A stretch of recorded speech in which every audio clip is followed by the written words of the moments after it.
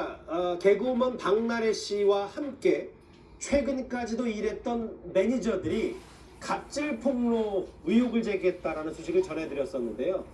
강남경찰서에 고발장이 접수가 됐습니다. 허주열 변호사님, 저하고 화면을 같이 보실게요.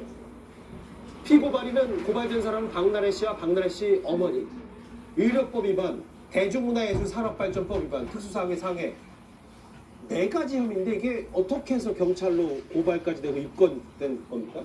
국민신문고를 통해서 고발장이 접수가 돼서 강남경찰서에서 이 고발장을 접수해서 사건을 들여다볼 계획입니다. 예. 이게 어제 갑작스럽게 박나래 씨의 복수의 전 매니저들이 박나래 씨 직장 내 괴롭힘, 갑질 의혹, 그다음에 정산되어야 할 진행비가 미정산됐고 예. 심지어 술잔으로 폭행까지 당했다라는 피해 사실을 폭로를 하면서 이 부분에 대한 손해배상 청구 소송을 예고하면서 굉장히 큰 논란이 됐었는데 예. 이 부분과 관련돼서 형사처벌 가능성이 있는 혐의들을 수사해달라고 고발장이 접수된 것으로 보입니다. 일단 지금 매니저들이 주장하는 폭행 피해 중에서 상해와 특수상해 혐의도 들어간 것으로 보이고요. 예. 그리고 매니저들이 이 대리 처방을 했다라는 의혹을 얘기를 했거든요. 자기들이 이제 이런 피해를 봤다라는 건데 예. 정확하게 어떤 의료원에서 어떤 약물을 대리 처방을 하라고 했는지에 대해서 아직까지 명확하게 나온 것이 없기 때문에 예.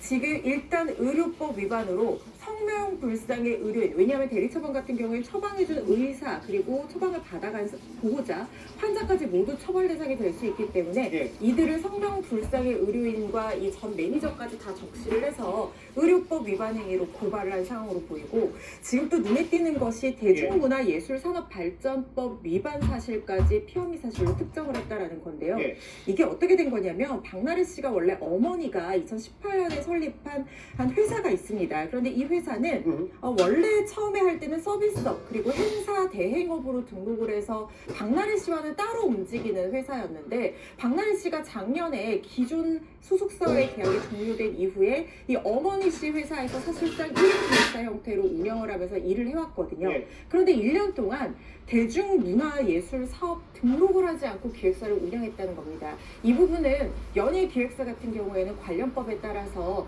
이 연예기획 매니지먼트업을 수행할 때는 등록을 하고 운영을 해야 되고, 만약에 예. 이 절차를 이행하지 않으면 2년 이하의 징역 또는 2천만 원 이하 벌금으로 형사처벌 그렇지. 대상이 될 수 있기 때문에 이런 부분까지 모두 고발장에 적시가 된 겁니다. 그러니까